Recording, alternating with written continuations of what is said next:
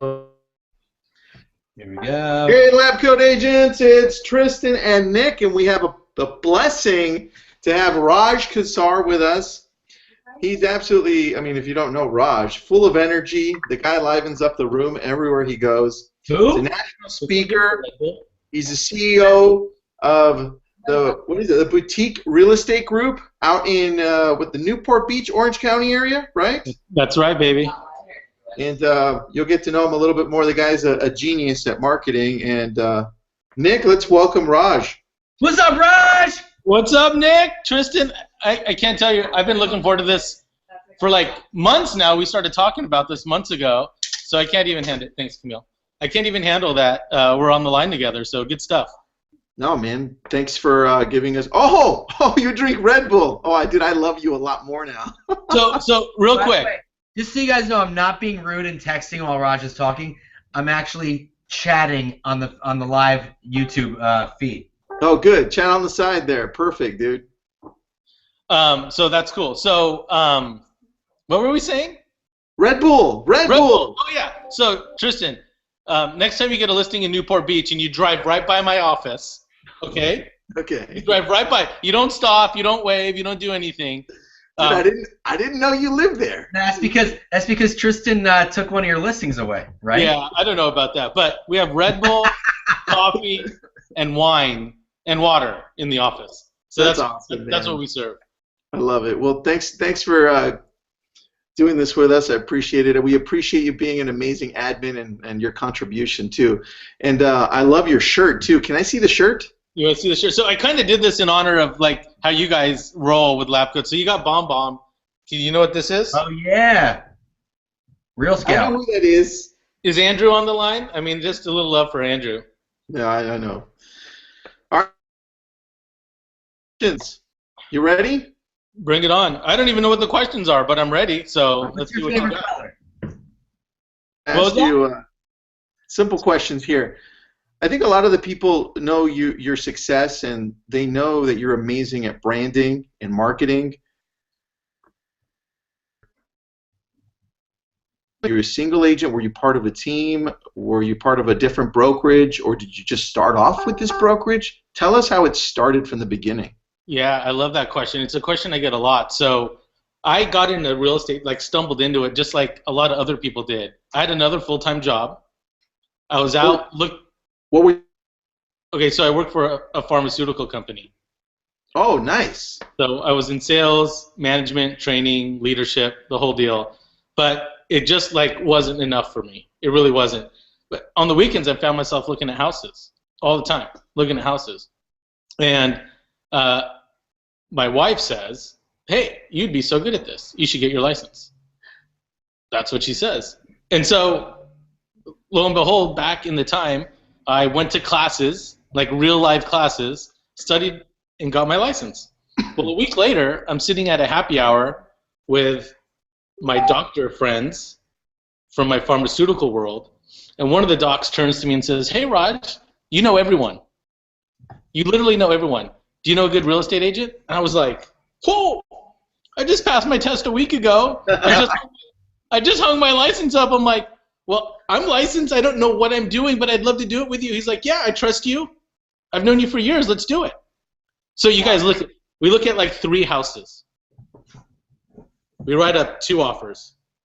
1 gets accepted, and we close in like 21 days. No loan issues, no appraisal issues, inspection. I mean, it was like, I'm like, seriously? That's all you do? That's it? This job is big. This job's so easy. So anyway, like a week later, after closing, he's like, "Hey, Raj, you did such a great job. Like, I want to introduce you to my attending who wants to buy a house in Yorba Linda." I was like, "Whoa, well, that's cool." So I immediately got thrown into this sphere, this circle of physicians buying homes. Oh, wow.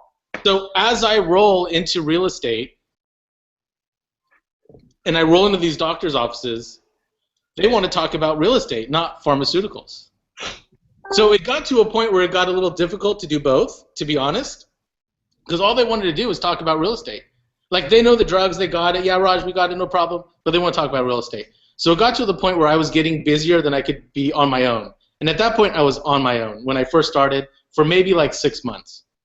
But once I figured out like print, because we didn't really have digital back then, there was no social media, there was no CRMs. How long ago did you start in this business, dude?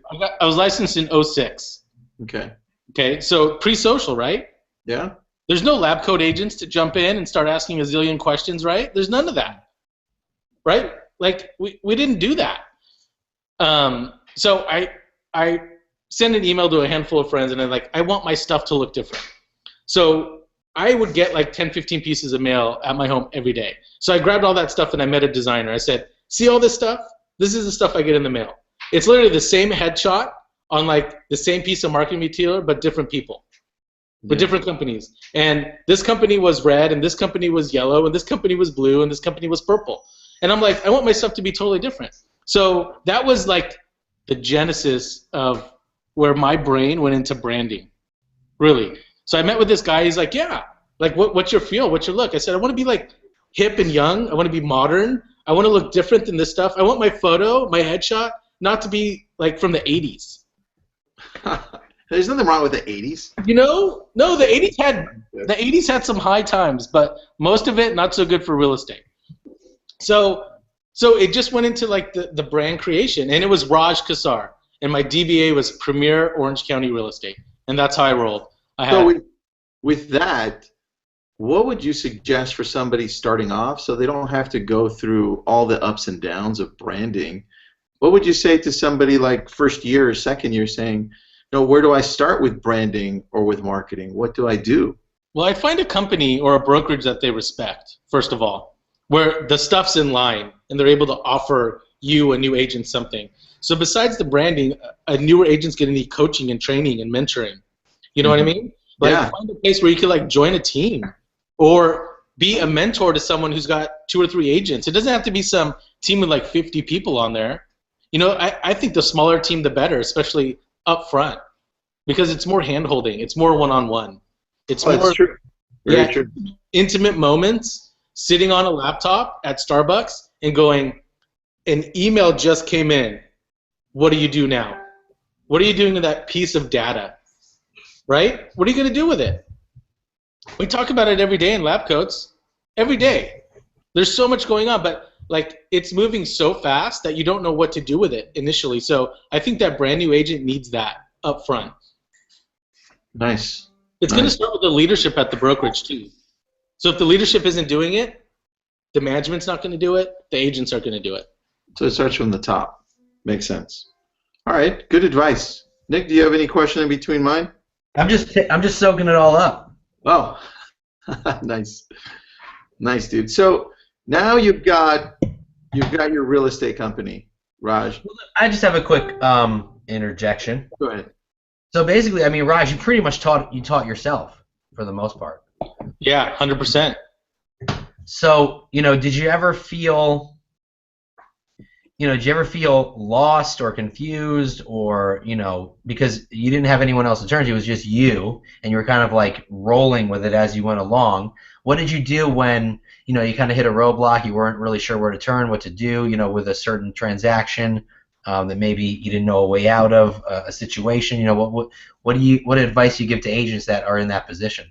Yeah, once again, someone in-house and staff. So at that time, I was up and rolling at another brokerage. So before we started the boutique, I was somewhere else, and I had my team at another brokerage. And so they had a really good staff there, people who would answer your questions. I remember rolling in on that first offer that I was telling you guys about.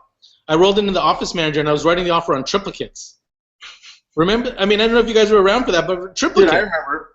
Yeah, and then he's like, you're not pushing down hard enough. And I'm like, are you kidding me right now?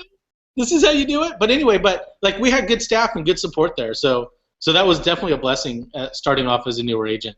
But once tech started hitting and social hitting, we just embraced it.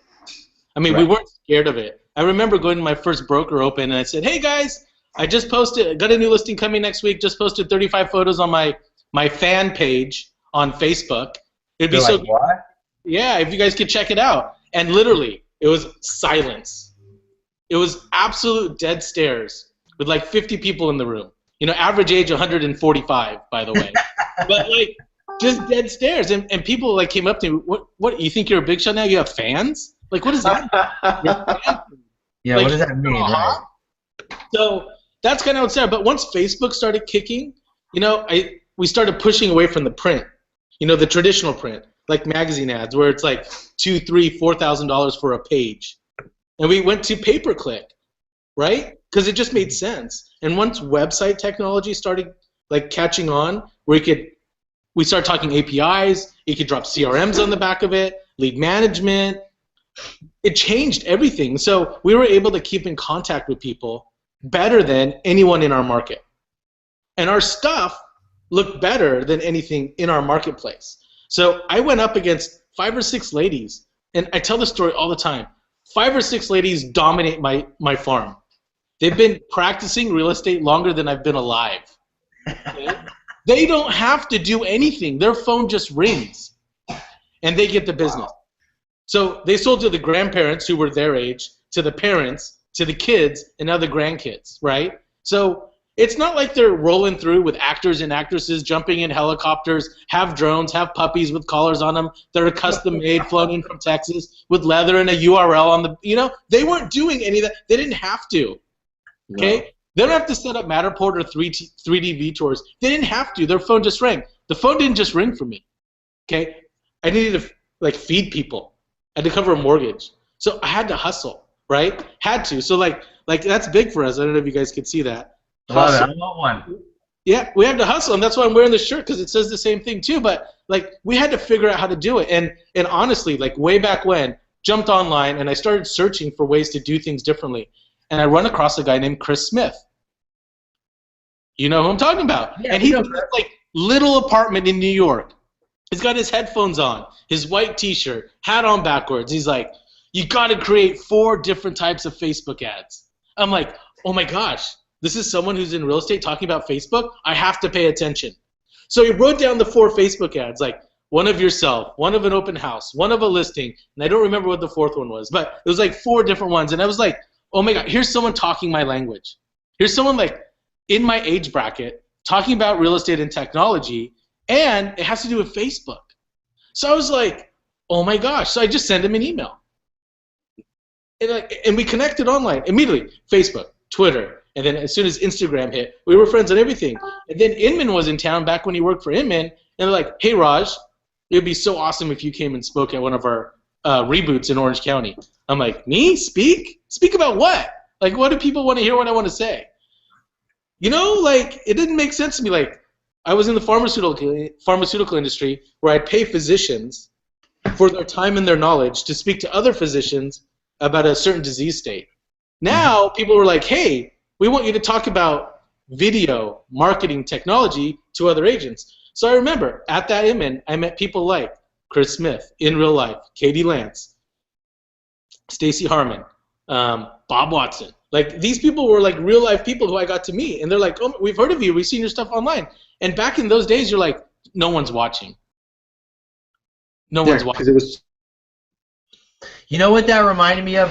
The story you told about the ladies in your market that dominated and they didn't have to pick up the phone. The calls just came in. So, I mean, it reminds me of our Gary Vee interview a couple weeks ago when he said, you know, exactly that. You know, you're a big agent in Beverly Hills and, you know, you feel like you don't have to do anything to innovate and your phone is going to ring until one day it doesn't, right? So that's what's going to happen to them, and because you're hustling and being innovative, you know, they're going to be the reason that you're going to be the reason their phone stops ringing. Essentially, that's what Gary Vee meant by that. Well, that's the cool. And so, like, immediately after that, you get a couple listings. You go up against some of these ladies, and you get the listing. And then all of a sudden, it's like, who's this guy? Right. And all of a sudden, you have a target on your back. Like, now, this is a young guy. He's talking about technology. He's talking about marketing. Oh, he's talking about servicing the client as well. Oh, and he's staging. Like, we never talk about that, but staging every listing, even if it's a rental, they're staging it and taking professional photos. You know, we don't make any money on rentals, ever, right? But you guys remember that one I posted in Lab Coats about the rental that's turned into like 18 sides or whatever it is? Yeah. You know, we killed it. We staged it. We took awesome photos. Inman wrote about it. You guys wrote about it. I mean, like, we never said no. We never said no. So here, take me through something, because everybody wants to know this in different markets. How do you break into like yours? How do you do it, and how do you stay at the top? Like, how did you do it besides the referrals that you got? Can you take us through the process of how you advertise? Because in the market you're in, it's a tough market to break into, right? Yeah, it's really tough. It's probably one of the most competitive markets on the planet, I would say. I agree with you. So back then it was print, and it was magazine ads back in the day. But you'd send out 10,000, 15,000 brochures or flyers and get 1 or 2 calls, and you were pumped up. The first one I sent out, I got a call on my first luxury listing in the hood that I just came into and started dominating. It was 1.8, single level view. It was because of my piece. And the first thing they said is, you're different, your stuff looks clean, and it's not the same old face I've been seeing for the last 10 years. Nice. That was my first call. Okay. Ever on a marketing piece. No URL, no retargeting campaigns, no CRM, no lead capture pages, nothing. Straight. Oh, I got your postcard in the mail. Can you come over and talk to us about selling our home? All day long. Wow. Yeah, so that was the first one. But we're much more advanced now. We're much more strategic and much more tactical with anything that we're doing, whether it's digital or print or taking someone from print to digital. So do your mailers that you send out now, do they have a more specific call to action? Because you said that first call you got, there was really no call to action, right? It was just just a straight up message. It was a beautiful looking piece. Yeah. With my mugshot that looked different. That wasn't like it just looked different. Okay. With a logo behind me. So but just caught their attention. It caught their attention. It wasn't like, you know, call us. Laughing, did it capture you in a moment? Say it again. What did you say, Tristan? Sorry, I'm cutting off here. Yeah. Was it you in the picture laughing? Did it capture a moment, or was it just... No, nothing like that. No, we weren't there yet with that kind of stuff. Okay. It wasn't emotional. It wasn't anything like that. It was something like, it was a basic postcard, 6x11 postcard that just looked a little different. No call to action, but like your local resident and realtor, something like that. I really think that that's a really powerful message, because I recently started farming a neighborhood, and I'm using a company now called Geographic Farm, and their postcards are pretty custom. And so we just sent out an introduction postcard, which basically was, you know, we're the agent in town, right? Yeah. And I just posted it on Facebook. We sent out our first mailer a couple weeks ago to 500 homes, and first mailer, phone call to go list an $800,000 property. I know it was a postcard. It was just so different than anything you've seen. So that's a really powerful message. What did you use for postcards? Who, me? Yeah, you guys have your own. Raj, you have your own in-house, right? Yeah, so we have a designer. We actually have a full-time, a part-time, and then like a liaison in-house. So all our stuff. Agent joins the brokerage. They get a Dropbox folder of all of our pieces. And then we're able to customize those pieces for that agent. Oh, that's so cool. Okay, I like that. So anything from postcards, door knockers, notepads, to 17 by 22 four-way folded sheets that are gorgeous. I mean, anything that how often do your pieces go out to homes? How often are you sending them out?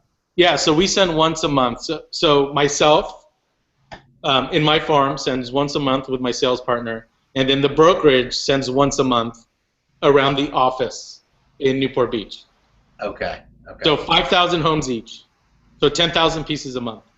Wow. 10,000 pieces a month, 2 times a month, or total? Total. Nice. And you create that all in-house, right? Yeah. So you guys have seen my posts on lab coats, but it's designed. That final file sent to the printer. We're able to pick it up from the printer, bring it to the office, and you've seen my stacks, right? Yeah. So stacks of 100, rubber banded with the USPS label on each one. Yeah, I've seen it. Yep. So 5,000. So 10,000 total a month go out to 2 specific farms. But then on top of both of those farms, we've got retargeting campaigns going to both of those farms. And we have nosy neighbor campaign going to both of those farms. Neighbors. So I mean, you have how many agents you have in your brokerage right now? I'm getting the sign, 22. The sign, you gotta go? No, 22. 22. Our operations manager is sitting right across from me. I'm like, I don't know how many agents we have. So many. No, 22. We're small, 22 agents. So, I mean, obviously you're doing this at a super high level, right? So I feel like a lot of the agents in lab coats, a good amount are single agents. So, you know, if a single agent just wants to break into a territory, you know, 500, 1,000 homes, what would be the strategy you think they should take? Well, first of all, if they're in Orange County, they should call me. If they're not in Orange County, they should find something that's set up already. Like geographic farming could be a great one to do, you know? Yeah. And make friends with these printers. Did we just lose Tristan? Make friends with these printers, man. They're going to be like your BFFs, you know? Did Tristan? I'm still here. I just switched rooms because I had a bad reception in the other room. Oh my God, you're killing us. All right, go ahead, Raj. Sorry about that. Okay, so first of all, find a great printer. Second of all, if you could just make your stuff not look like every other agent's in your office, exactly, especially if you're at a huge office with 1,000 agents, and you're overlapping farms with the same agents in your office, and it's, for lack of a better word, like blue and white, every piece, you know, with a black and white headshot, and it goes out to the same office. Now, Tristan, you're invisible now, dude. We don't even I know, bro. I'm trying to get good reception here. Dude, you are just an embarrassment to lab coats, right? This says live, but can we edit it at all or no? No. Just Okay, the part where. Raj, I have a couple questions. Bring it. In today's market, with so much social media and marketing and digital ads, how much do you spend on Facebook advertising, or is it's not all organic? There's retargeting. How much do you spend on your advertising? Oh, I don't know if I could answer that, but it's in the thousands of dollars a month. Thousands. But you got to remember, so that splits up into two layers. Like, we're advertising ourselves, like as an agent, but then the brokerage is advertising as well for our agents. Does that make sense? So there's two components of that. So there's brokerage branded stuff and there's agent branded stuff, but thousands. Nice, man. So what would you recommend for somebody starting off?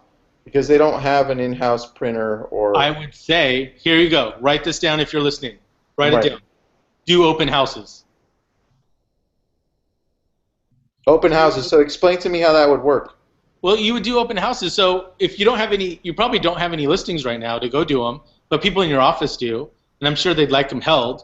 Or a great idea is if you're working a city and you find a house that's been listed over 60 or 90 days that's with an out-of-area agent, they would probably love for you to host an open house there, especially if it's vacant, right? So those are just some easy strategies. But you need to collect data now when you're at the open house. You can't just sit there and open the door. You got to give people something of value.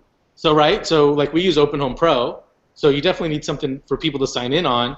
Then what are you going to do with the information that you get from the open house? It needs to get dropped somewhere, like into a CRM. So I think right now agents have so much at their fingertips, and it's so much more affordable now than it was 10 or 15 years ago, that they could just kill it. Like, imagine if you did one open house, you work 2 days a week. One's an open house, one's data collecting, farming, prospecting, your leads from the open house. You did it 52 weeks a year. You literally would be probably the #1 agent in your office, and you'd be pretty darn close to killing it by the end of the year in your city. I could guarantee you that. But people don't want to put the work in. They don't want to sweat. They don't want to get their fingernails dirty. It's true. It's really tough to do open houses. I mean, we're putting up 60 to 80 signs at 6 a.m. in the morning. Then we're going home to get ready, shower, change, get our email campaigns out for the open house. It's on every platform. It's on social. It's running ads, whatever. And then we're doing the open house. And then after it, we're collecting all the information. We're all dressed and looking good. Then we're taking down 60 to 80 open house signs. Your day is shot and you're spent. That's so true. You know what I mean? Like, most agents don't want to do that. They want to know, give me the golden key where I could sit behind my computer and just collect information. And then they don't know what to do with it. Like the most common thread in our lab coat group, what's the best CRM out there? Should I spend money on Zillow? What should I spend money on? Who's your designer? What does your piece look like? It's not that. It's got to be you got to walk before you can run. You have to. Like if you can't write a contract, you shouldn't be hosting an open house. That's a good point, dude. Right? Like if someone comes in and they want to buy the house and you're by yourself, what are you going to do? Hold on. Let me call Tristan and Nick? No. Like you can't do that. True. Right? It's a great point, man. Yeah. If you're going to write an offer, you just need to know what the offer says. Because once it's executed, that's binding. And most agents don't care what it says anymore. Right? Yeah. Sorry to get on the soapbox, but this is like the last couple of weeks of my life was dealing with that. No, I know what you mean, man. I know what you mean. That's a great point that you make. So what else you got? Dude, What else you got, Tristan? we have a lot. Hold on. Here are my notes. Go. I'm texting a client. All right, here's a great question. Real estate's it's a lot of hustle, man, and I feel like I'm doing it all day long. How does that affect your family life, and how do you deal with that? Man.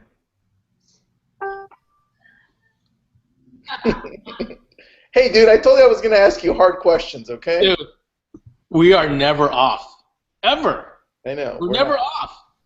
I mean, I've literally gotten up off the kitchen table where we have dinner and taken a call. I mean, it's tough. Like, if you don't so yesterday in the car, I got a sign call on a listing we have in Long Beach. And the lady's like, I've called 4 people. You're the first person to pick up the phone. Yeah. You know? Like, if you don't answer, someone else is. And on all the portals, they have options, right? Yeah. So they'll try the first agent, the second, the third, the fourth. If you don't answer, you're not going to get the business. I agree. 8 o'clock at night? Like last night I got a call at like 8:45. I'm picking up my daughter from dance, and I got a call in the car. Mm-hmm. Of course I took it.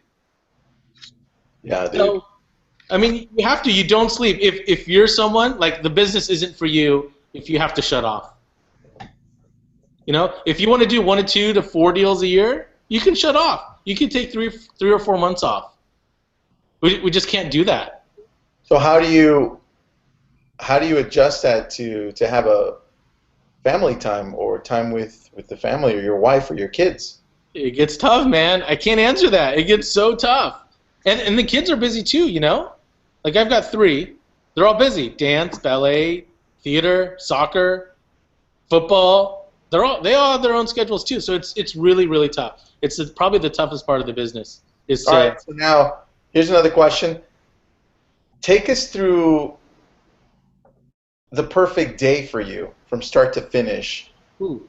Including what you do for, if you prospect, or what you do to follow up, or what you do to promote properties. What would a good day look like so it could be a good example to other agents? Awesome. That's great. I'm up pretty early, 4:30, 5 o'clock in the morning. What the hell do you do up that early? Jeez. Well, let me finish my sentence and I'll tell you. My God. I'm cutting out. That's too early. Okay. No alarm, and I just roll out of bed. So are you just kind of like, is your body just set to wake up automatically at that time? Okay, so what you guys don't know, and what you didn't ask me is, before I was in pharmaceutical sales, I actually went to medical school.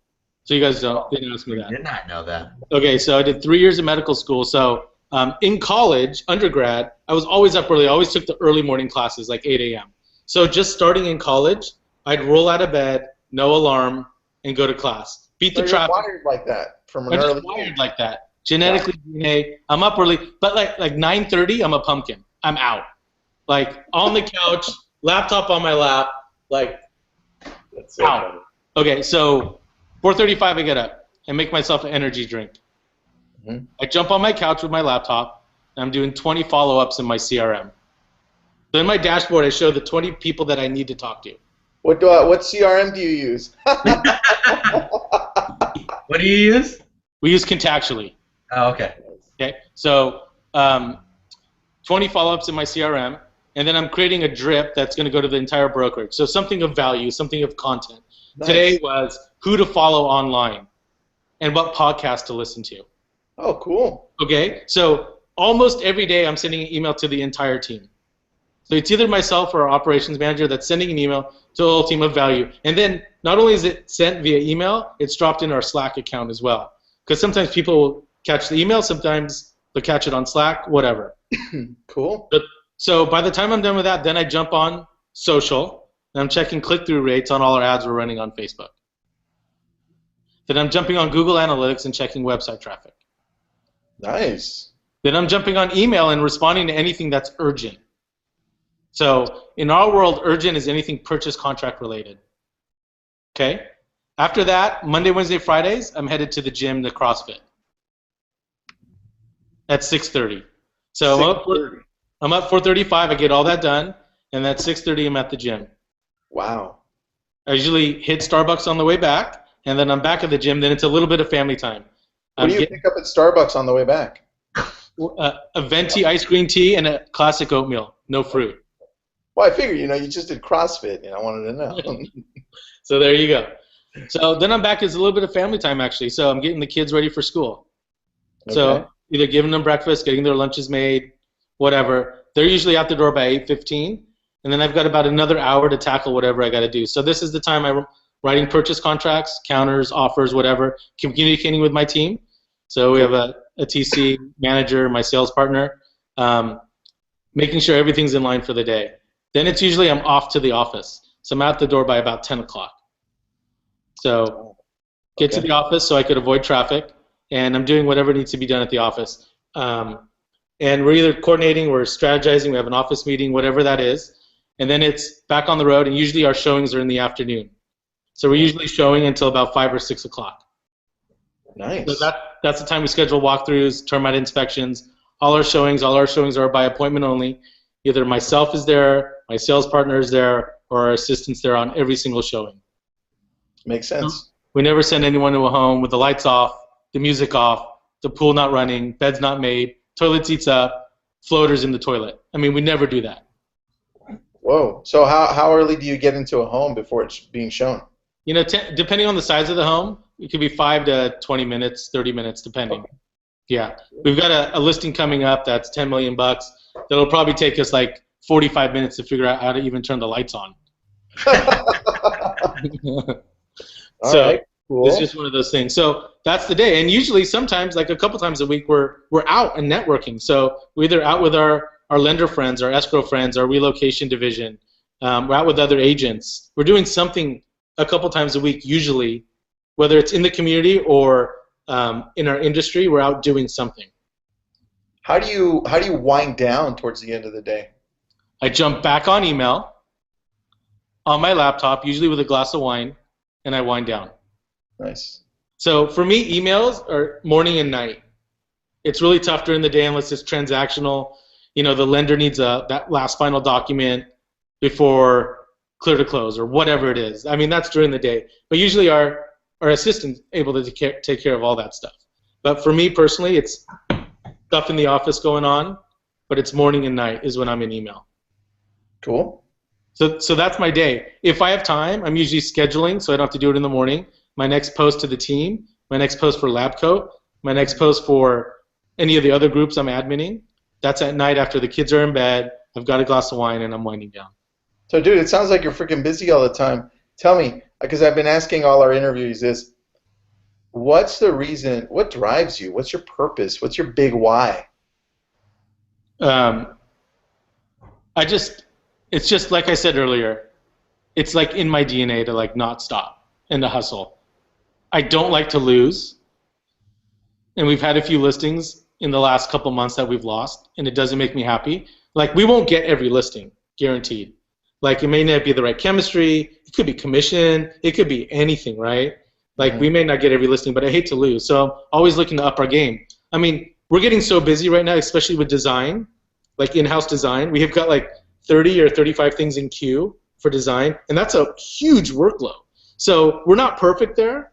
So my mind's like, how do we get perfect there? How do we make that part of our business better? Like, digitally, we look awesome. Like, a couple months ago we were working on onboarding. Like we were getting new agents in, and how do we onboard new agents? So that was something we were working on. So there's little things about being with a little brokerage, a smaller brokerage, that you still have to fine tune and you have to work on every single day.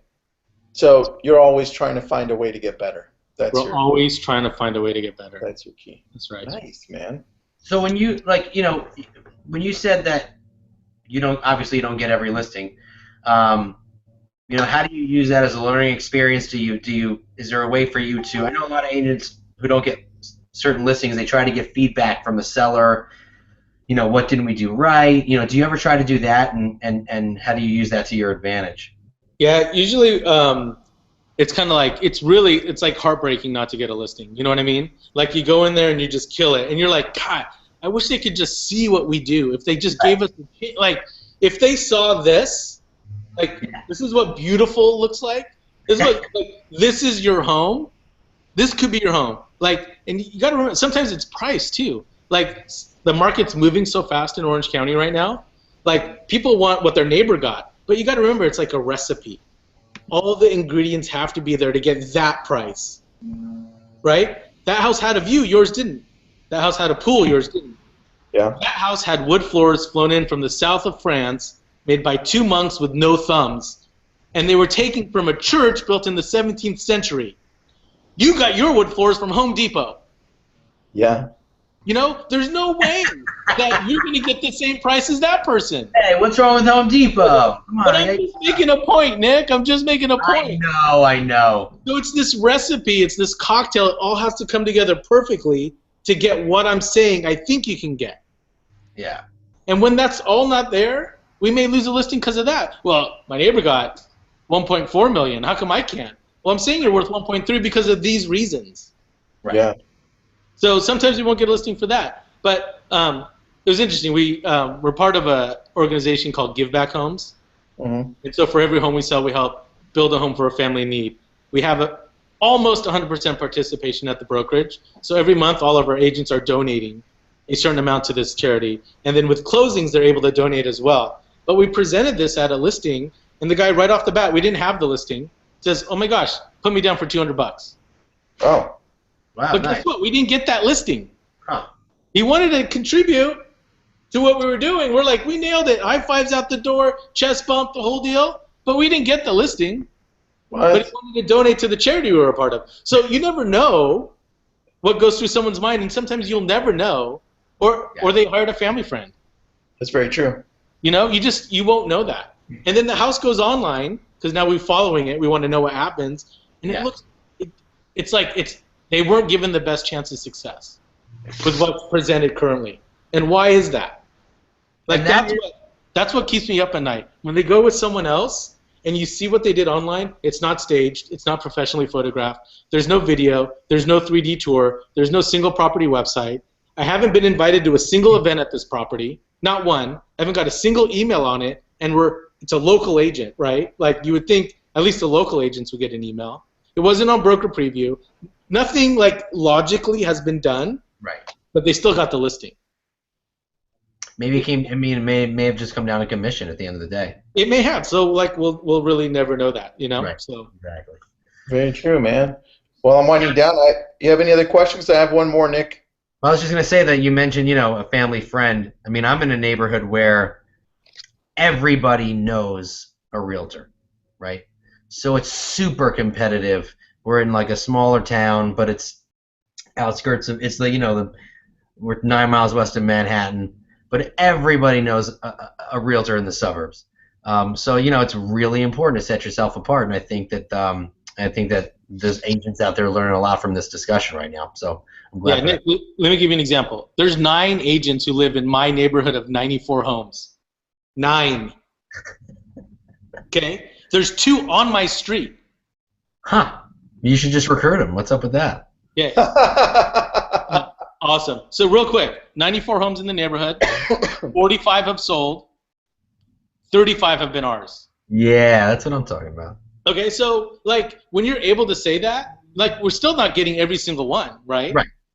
One listed right across the street from my house with someone else. Local agent, they're great though. They're really great. I'm glad they got it. But what I'm saying is I'm not going to get every one. And I'm at the point in my life where I'm like, it's okay. You know, it's okay. I don't. It sucks I didn't get it, and I would love to have it, but I didn't get it. But that's fine. You know, and you just push on. And then guess what? We got another one in the neighborhood. You know, and then another one. You just got to keep doing and focus on the positive, and just like do your best job for your. You can't forget about the clients. You know what I mean? Yeah, no, I agree, man. I agree. So here, last question for you, man. What's one piece of advice you can give a new agent just starting off? Something that could save them time, energy. Awesome. I have one more question after that from Sergio. Oh, Sergio's asking to ask you a question. Awesome. One piece of advice. Join a brokerage where the leadership, like you can respect the leadership. And they're doing things that you want to do. That's really good advice, dude. I wish I would have gotten that in an early stage. Yeah. Really So good. I wouldn't join a brokerage just because of a name. I wouldn't join a brokerage because there's 14 pictures of guys in suits with gray hair. Like, I would join a brokerage where they're like doing things that you respect and you want to be a part of. That's awesome. The culture has to be kick-ass. Great advice. Nick, what's your question from Sergio? Sergio says, "Hey, hotshot, my marketing is really good too." That's really like not cool of Sergio to say that. And, he says, "How has Leverage Global helped your business?" Oh, wow. Plug for Leverage. Okay, so Leverage Global, in case you don't know what that is, that's an independent network of luxury real estate brokers worldwide. So we're the Leverage Global partner here in Orange County. And so what Leverage has enabled us to do is, one, give us a platform where our listings can get syndicated globally and shared through the network. So I think they have over 300 brokerages worldwide. When I send a referral through Leverage, it's president to president, CEO to CEO. It's not, I got a buddy in Austin, and I'm going to hook you up. It's, I'm going to introduce you to the president of XYZ brokerage in Italy, and they will find the best agent at the brokerage to manage your transition and relocation from Newport Beach to Italy. So it's president, peer-to-peer, CEO to CEO. They've got great portals on the back end of their website for training. And really, some of the best names in the business are involved with Leverage, and it's a great little network. That's awesome, dude. Yeah. Cool, man. Love it. Nick, any other questions? You good? I'm good, man. What about you, Tristan? I'm done. Thank you so much, Raj. I Raj, appreciate it. What an awesome- any final words? Any final words that you'd like to grace us with? Yeah, I would just say I'll see you guys in San Francisco at Inman. Sure. Yeah. That'll be fun. Final last words. Here we go. I got a good one. What's that? Oh my gosh. Okay, final last words. We'll have to do a smile so I can take a photo. Final last words. There's someone on the other end of every email, every text, every phone call you make. Okay? You're trying to create champions every single step of the way. Someone who'll not just like love you, but love your business and support you, whether it's word of mouth or a text or an email or something that goes out. So a lot of times we are so busy. We're just trying to send an email, send a text. Take a breath before you send a text. Take a breath before you send an email, and think of who's on the other line and how would you want to receive that email, text, or phone call. Wow, that's good, man. Advice, man. All right. Let's Signing do one. off. Thank you, Raj. Let's do one smile for the camera, guys. Okay. That was really long. Thanks, Raj. Take the picture.